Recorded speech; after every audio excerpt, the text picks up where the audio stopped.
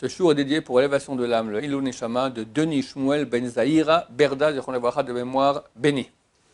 À la question de Avishai. Alors, on fait 3 tefilotes par jour, tous les jours pendant toute notre vie. Comment ne pas s'en lasser? Comment ne pas faire de ça un automatisme? Comment y prendre un quelconque plaisir quand ça fait 30 ans qu'on fait toujours la même chose, mot pour mot? Ok, ok.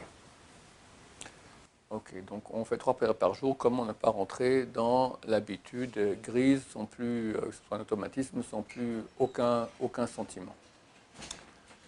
Il y a bien un plat que tu aimes bien manger. On va dire des spaghettis, Le gratin. le gratin. Attends, si tu as un gratin tout le repas, c'est vrai que ça ne passera pas. Mais là, tous les 2 jours, ça passe très bien. Tous les 3 jours. Allez, tous les Allez. 3 jours ça passe. Ouais, et tu manges avec beaucoup d'appétit.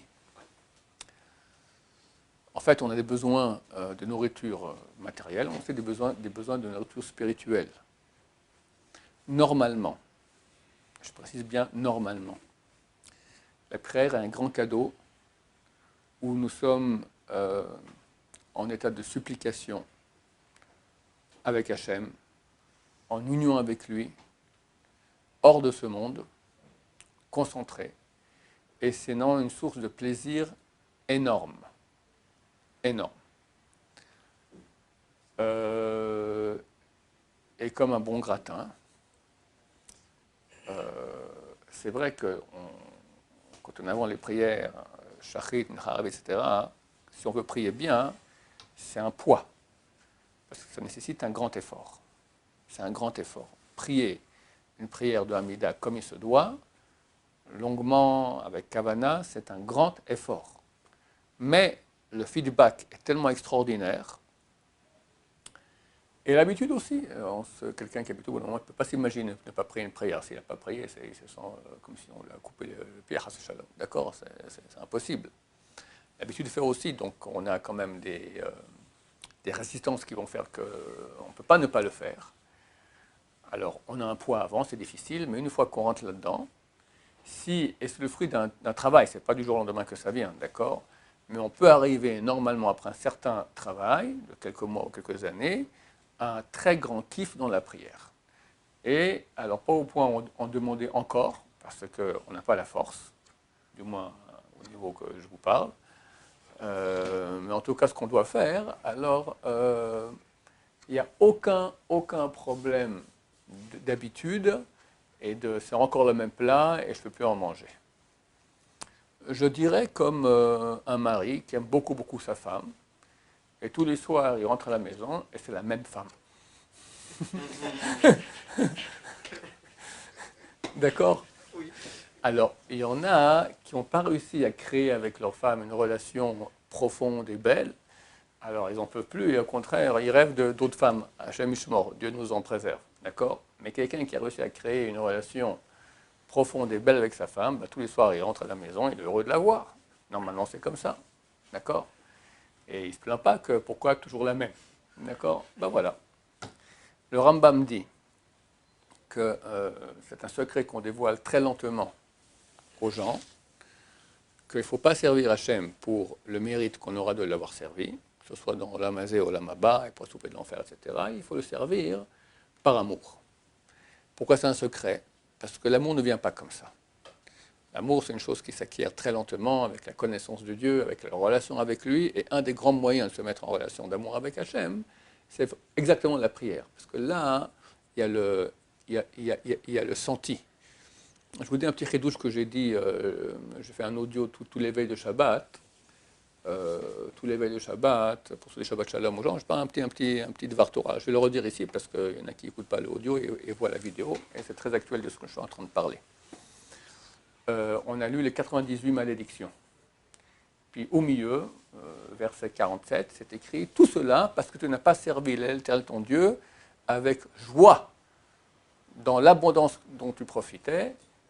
Tu l'as pas servi avec joie et tout avec un bon cœur dans l'abondance dans laquelle tu te trouvais. Tout allait très bien et tu n'as pas servi Hachem avec joie. C'est pas normal. Tu me dis, parce que je vais faire Vodazara, les malédictions, c'est les malédictions. Tu vas manger tes enfants, tu vas te cacher pour manger le gosse, tu vas le cacher aux autres. Manger ses enfants, il faut y aller. C'est une malédiction terrible. Bon, j'ai fait tout bien comme il faut, le Shulchan Aruch de A à Z, sans joie. C'est quand même pas sympa pour un truc pareil de nous faire manger nos enfants. On va détruire tes trucs, tu partiras en exil, tu seras toujours en bas, mais c'est des malédictions terribles. Et là, on fait la démonstration que la Torah est vraie, parce qu'elles se sont réalisées sur nous, et donc c'est une preuve que la Torah est d'origine divine. Mais c'est vraiment terrible comme malédiction. Tu m'écris parce qu'on ne t'a pas servi avec joie, quand même la barre elle est très haute, et le feedback négatif il est terrible, ça ne tient pas la route. Tu m'avais dit, bon, alors je fais l'adultère, j'ai fait la vodazara, j'ai transgressé Shabbat, des trucs graves, j'entends. Mais ça va, je t'ai pas servi avec joie, j'ai tout fait comme il fallait bien, tout. Non, mon cher ami, il manquait la joie. C'est pas logique. Je pense à un truc qui m'a l'air vrai, c'est comme ça.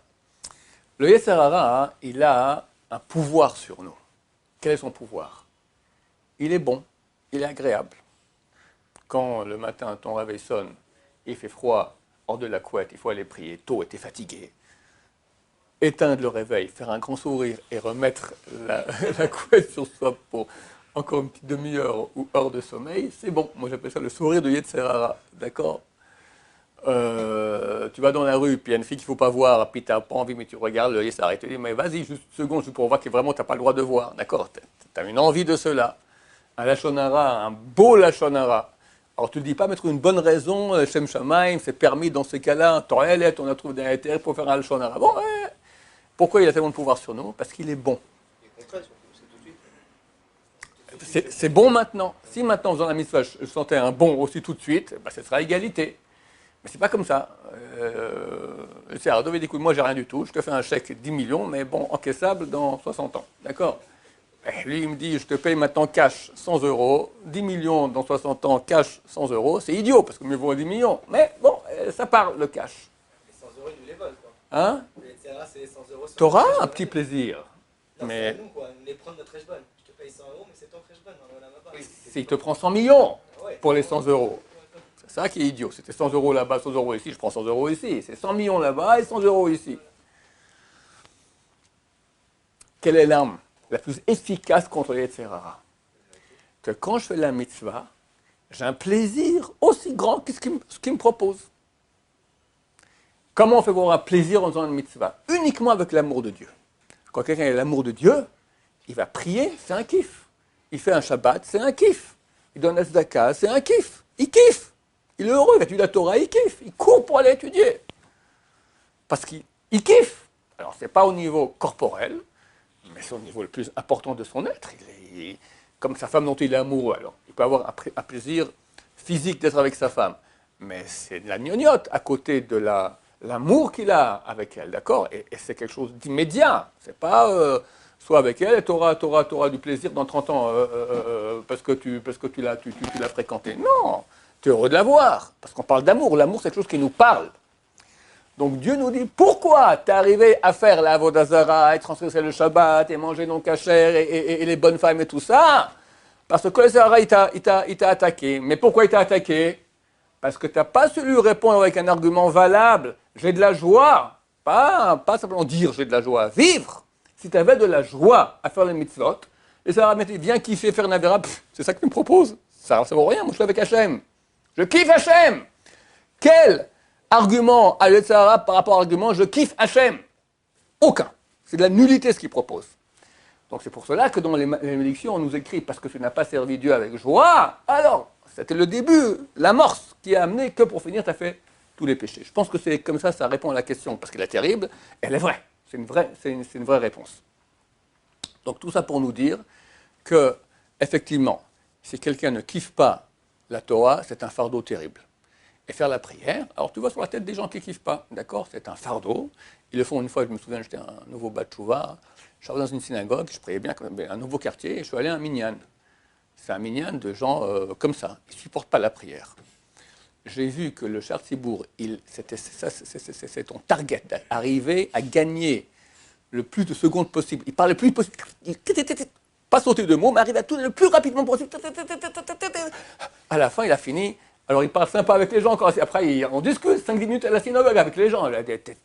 C'est arriver à faire moins, le moins possible. D'accord? Le SMIC du SMIC du SMIC. Ça, c'est quelqu'un qui a la haine de la Torah. Et pour lui, c'est un fardeau. Alors, heureusement, bon, il y en a encore qui prient, d'accord, mais un enfant de ce type-là, ça peut aller très loin. Ou il fait toujours le gosse, ou il part, écoute, papa, toi, tu es un fardeau, moi, ça ne m'intéresse pas, je préfère aller m'éclater tranquillement, d'accord, j'ai pas besoin de ce... Parce que le grand-père était religieux, alors le fils, il ne peut pas quitter, alors il a le fardeau, le petit-fils, il s'en fout, il part et terminé. Mais quelqu'un qui aime la Torah, qui aime la prière, qui aime mettre les tefilines, qui aime le Rav Haikin a témoigné, Zatzal, que l'élève du Rav, donc lui connaît le Rav Esraim, l'élève du Rav Esraim, c'était le Rav Echan Wasserman. Il a témoigné que lorsque le Rav Wasserman mettait la bracha pour les tefilines, c'était comme la bracha qu'on entend pour le shofar. Tu sais comme ça avant le shofar, tout le monde est comme ça, c'est la bracha, Ishmoa, Kol, shofar, Amen, on est tous comme... Ils mettaient les tefilines, c'est la même bracha, avec la même intensité, d'amour de la mitzvah. Ok, c'est des niveaux. C'est pas un niveau qu'on a tout de suite, comme je dis, Rambam dit, c'est un secret qu'on ne dévoile pas. Que lentement après, d'après la date, d'après la conscience de la personne, la conscience d'Hachem, lentement on va lui dire qu'il faut écouter l'essentiel, c'est pas que Torah Olam Haba, l'essentiel c'est le kiff d'Hachem. C'est vraiment ça, c'est un grand kiff. Très bientôt Mashiach vient, on va tous kiffer beaucoup, beaucoup, beaucoup, Dieu se dévoilera même devant nous, d'accord, on aura tous la prophétie, Bédrat Hachem, nous qui sont dans quelques jours, Bédrat Hachem pour kiffer ainsi. En tout cas, le but à rechercher, c'est l'amour de Dieu, faire et penser à cela, et ainsi avoir du kiff quand on fait les mitzvot, surtout la prière, parce qu'il y a des mitzvot qui sont plus faciles à kiffer. Le Shabbat, la prière, ce sont des choses où on peut sentir Hachem. L'étude de Torah profonde, c'est clair que c'est une chose qui a un feedback très, très, très, très rapide aussi.